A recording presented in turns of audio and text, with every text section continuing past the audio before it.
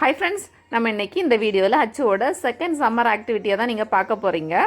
So இப்போ பார்த்தீங்கன்னா நமக்கு வந்து கொஞ்சம் இட்லி மாவு கவர் வந்து சிப்லாக் கவர் 2 கவர் எடுத்து வச்சுருக்கிறேன். அப்புறமா கொஞ்சம் பிளாஸ்டிக் டப்பாலாம் எடுத்து வச்சுருக்கிறேன் மண்ணை நிரப்பி.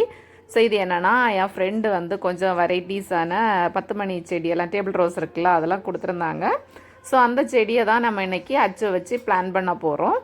ஸோ இவ்வளோ மொத்தமாக இருக்குது. ஸோ இதில் என்னென்ன கலர்னு கரெக்டாக தெரியல. 1-2 கலர் மட்டும் பூ இருக்கிறது மட்டும் கரெக்டாக இந்த கலர் அப்படின்ட்டு தெரியும். ஸோ ஏதோ உத்தேசத்தில் அப்படி நான் நட்டு வச்சேன். கொஞ்சம் ஃபஸ்ட்டு வந்து தனித்தனியாக ஒவ்வொரு செடியும் பிரித்து வச்சுருந்தேன். ஸோ ஒவ்வொன்றுமே ரேர் கலெக்ஷன் சூப்பராக இருந்துச்சு. ஸோ ஒன்று மட்டும் ஒரு எல்லோ மட்டும் என்கிட்ட இருக்க கலர், வேறு எல்லாமே என்கிட்ட இல்லாத கலராக தான் கொடுத்துருந்தாங்க. ஸோ இந்த கலர்லாம் நம்மக்கிட்ட இல்லை. இதோட இலையை பார்த்தீங்கனாலே இலையே வித்தியாசமாக இருக்குது.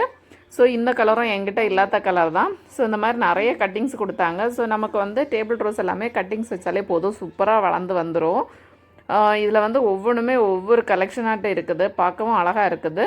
ஸோ 10 மணி டைமில் நம்ம பார்த்தோன்னா இந்த செடி ஃபுல்லுமே பூவாக இருக்கும்போது பார்க்கவே அவ்வளோ அழகாக இருக்கும். ஸோ நம்மக்கிட்ட ஆல்ரெடி கொஞ்சம் கலெக்ஷன்ஸ் எல்லாமே இருக்குது. அது ஆல்ரெடி நட்ட செடி, அந்த 10 மணி செடி நட்ட வீடியோ நான் அப்லோட் பண்ணியிருக்கிறேன். ஸோ செக் பண்ணி பார்த்துக்கோங்க. ஸோ இதுக்கு வந்து எந்த மண்ணிலையுமே இந்த 10 மணி செடி வளர்ந்து வந்துடும். இதில் கூடவே நம்ம கொஞ்சம் உரம் கொடுக்காம வர தண்ணி மட்டும் கொடுத்தாலே போதும், சூப்பராக வளர்ந்து வந்துடும். இதில் லைட்டாக உரம் போட்டோன்னு வைங்களா, அவ்வளோ சூப்பராக இன்னும் நல்லா வளர்ந்து வரும். இந்த கலரை பாருங்கள், இதில் வந்து எல்லோ வித் ஒயிட்டு பார்க்க செம்ம அழகாக இருக்குது.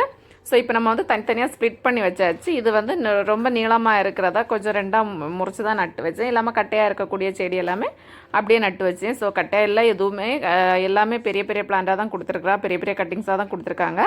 ஸோ எல்லாமே நட்டாச்சு. நட்டதுக்கப்புறமா நம்ம வந்து கொஞ்சம் தண்ணி ஊற்றினாலே போதும்.